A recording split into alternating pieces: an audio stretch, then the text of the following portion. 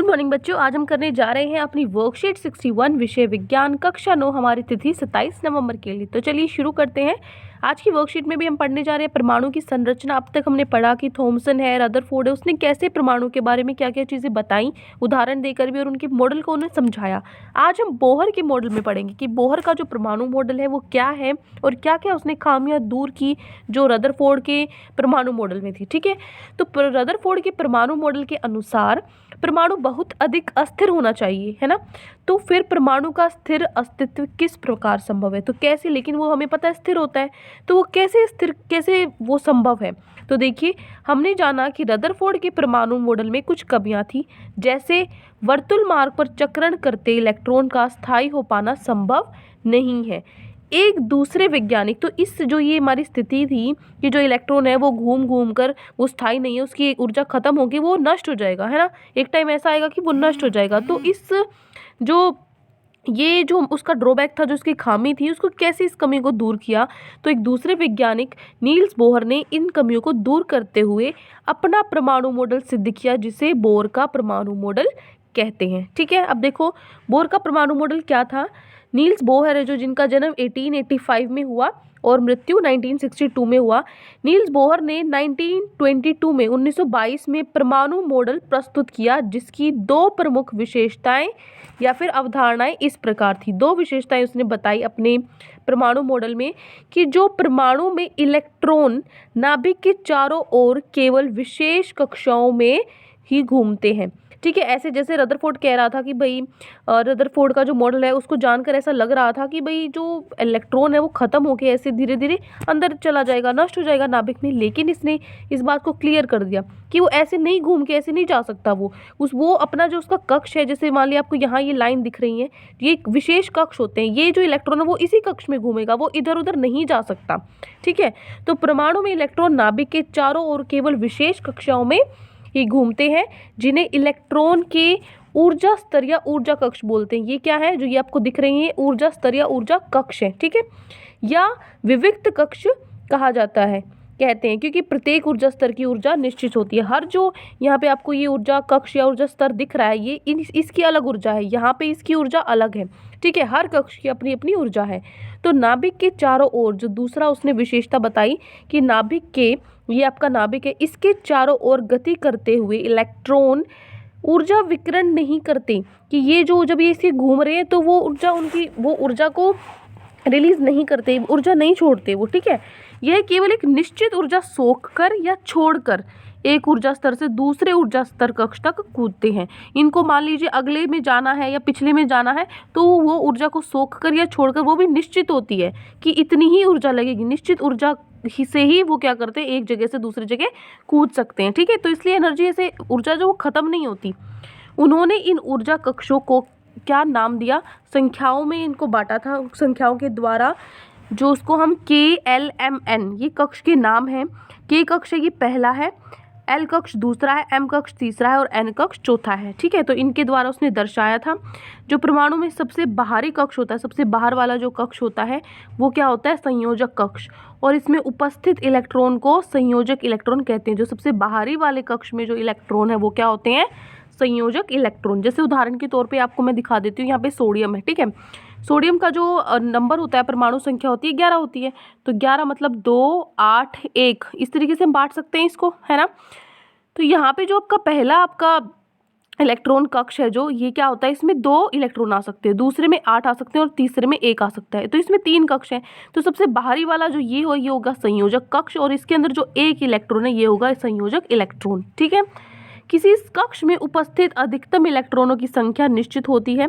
मतलब एक जो कक्ष, ये नहीं कि आप उसमें, जैसे अभी मैंने यहाँ पे पहले में सिर्फ 2 ही बनाए, अगले में 8 बनाए, तो मैं ये 8 पहले वाले में क्यों नहीं घुसाया मैंने, क्योंकि ऐसा नहीं कर सकते हम। हर कक्ष में उपस्थित इलेक्ट्रॉन की जो संख्या होती है वो निश्चित होती है। ठीक है, कि इससे ज़्यादा इलेक्ट्रॉन आ ही नहीं सकते, ये निश्चित होता है। ये कैसे पता लगेगा कौन से कक्ष में कितने आएंगे, तो देखो ये हम इस फॉर्मूले से, जो ये सूत्र है, इससे पता लगा सकते हैं। जो N है यहाँ पे N क्या है, ऊर्जा स्तर या कक्ष की संख्या, कि कौन से कक्ष का आप निकालना चाहते हो, पहले कक्ष का, दूसरे का, तीसरे का। ठीक है, N यहाँ पे रख दो, आप मान रख दो N का। तो आपको क्या निकल जाएगा, कितने इलेक्ट्रॉन उसमें अधिकतम आ सकते हैं। ठीक है, विभिन्न कक्षों में अधिकतम इलेक्ट्रॉन की संख्या होगी, क्या होगी, जैसे के है, के कक्ष में क्या होगी, आपका सूत्र होता है 2n²। जो के कक्ष होता है वो पहला होता है, तो n की जगह मैं 1 रख दूंगी, n का वर्ग, तो 2 गुना 1 कितना होता है, 2 होता है। तो पहले कक्ष में 2 इलेक्ट्रॉन आ सकते हैं। इसी तरीके से दूसरा कक्ष है एल कक्ष का निकालेंगे 2n का वर्ग, 2 दूसरे कक्ष का निकाल रहे हैं तो n की जगह में 2 रखूंगी, 2 का वर्ग, 2 का वर्ग क्या होता है, 4 होता है, 4 और आगे ये 2 है गुना में, 2 गुना में 4 कितना हो गया, 8। तो दूसरा कक्ष है, दूसरे कक्ष में 8 आ सकते हैं। ठीक है, इसी तरीके से तीसरे कक्ष का निकाल लेंगे, 18 आ सकते हैं। अब ये जैसे यहाँ 18 है, आप चौथे का निकालोगे तो अलग निकलेगा। एक बात आपको ध्यान रखना है, बेशक ये आपकी जो कक्ष है 18 आ सकते हैं, कोई दिक्कत वाली बात नहीं है कक्ष में इलेक्ट्रॉन, लेकिन जो आखिरी वाला होगा ना, सबसे भारी वाला जो कोष होगा, उसमें इलेक्ट्रॉन की सबसे ज़्यादा संख्या 8 ही रह सकती है। बीच में 18 हो गया कोई दिक्कत नहीं है, लेकिन जो सबसे वाला भारी वाला है ना, भारी जो कक्ष है उसमें 8 ही होगी, ये आपको ध्यान रखना है। इस नियम को हम बोलते हैं अष्टक नियम। ठीक है, अब देखो उसके बाद अब तक पिछली वर्कशीट में आपने देखा कि इलेक्ट्रॉन क्या होते हैं, न्यूट्रॉन क्या होते हैं, किस किसने इलेक्ट्रॉन न्यूट्रॉन की जो प्रोटॉन की खोज की। आज की वर्कशीट में हम पढ़ेंगे न्यूट्रॉन की खोज किसने की। इससे पहले आपका एक काम है, फटाफट से कमेंट्स में आप मुझे बताओगे इलेक्ट्रॉन और प्रोटॉन की खोज किसने की। ठीक है, इससे पता लगेगा कि आप सिर्फ आंसर को ही कॉपी करते हो या फिर पढ़ते भी हो।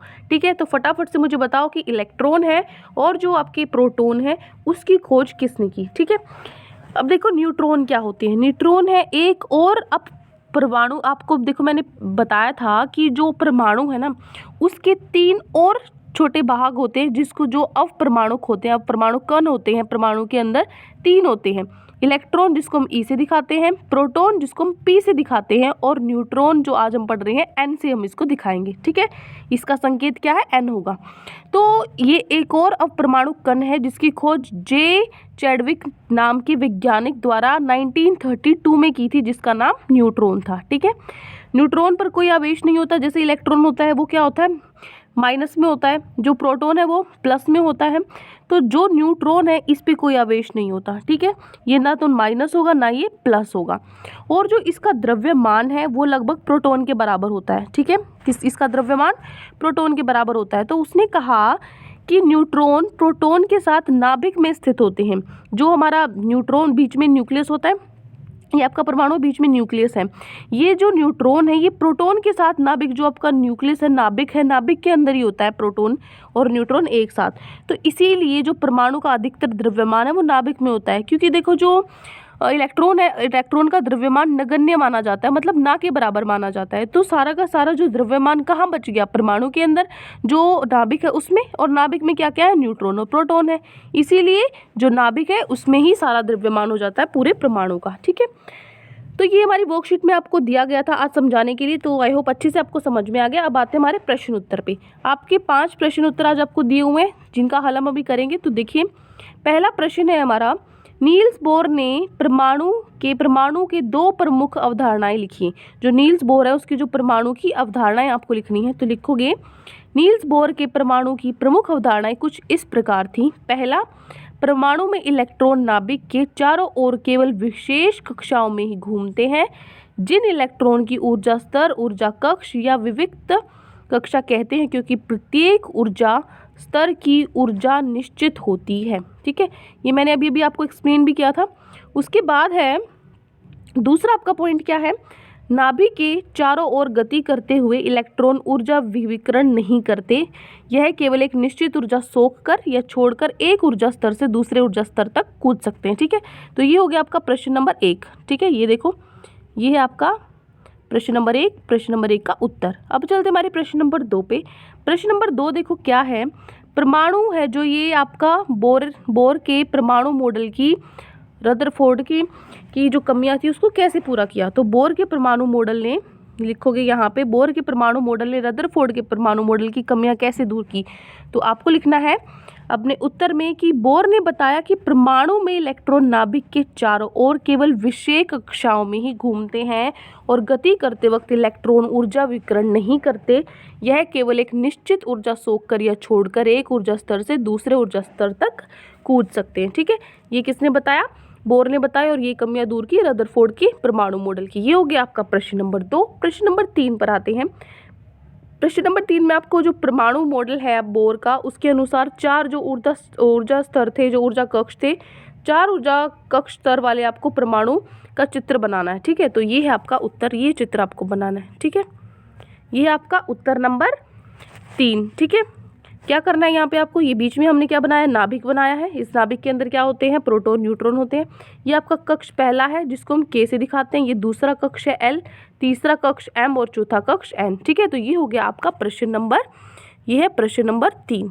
उसके बाद है प्रश्न नंबर 4। प्रश्न नंबर 4 क्या है, न्यूट्रॉन क्या होते हैं और कहाँ स्थित होते हैं। न्यूट्रॉन क्या होते हैं और कहाँ स्थित होते हैं, तो उत्तर में लिखोगे न्यूट्रॉन एक अवपरमाणु कण होते हैं जिस पर कोई आवेश नहीं होता और इसका द्रव्यमान लगभग प्रोटॉन के बराबर होता है। ठीक है, कहाँ पर स्थित होते हैं, इसका संकेत है न्यूट्रॉन प्रोटॉन के साथ नाभिक में स्थित होते हैं। ठीक है, ये आपको लिखना है। ये हो गया प्रश्न नंबर 4। अब है आपका आखिरी प्रश्न, प्रश्न नंबर 5। संयोजन कक्ष और संयोजन इलेक्ट्रॉन क्या होता है, तो लिखना है परमाणु में सबसे बाहरी कक्ष में संयोजन कक्ष कहते हैं, बाहरी कक्ष को संयोजन कक्ष कहते हैं और इसमें उपस्थित इलेक्ट्रॉनों को संयोजन इलेक्ट्रॉन कहते हैं। ठीक है, समझ में आ गया। तो ये मैं आपको वर्कशीट में भी समझा चुकी हूँ क्या होते हैं संयोजन और संयोजक इलेक्ट्रॉन। तो ये 5 क्वेश्चंस आज आपकी वर्कशीट में दिए गए थे आपको, ये प्रश्न आपको समझ में आ गए होंगे पूरी वर्कशीट भी। कोई भी दिक्कत है आपको पूरी वर्कशीट में, कोई भी डाउट है तो कमेंट सेक्शन में आप मुझसे पूछ सकते हैं। और अगर आपको हमारी वीडियो अच्छी लगी तो हमारे चैनल को सब्सक्राइब भी कर सकते हैं। Thank you and have a great day.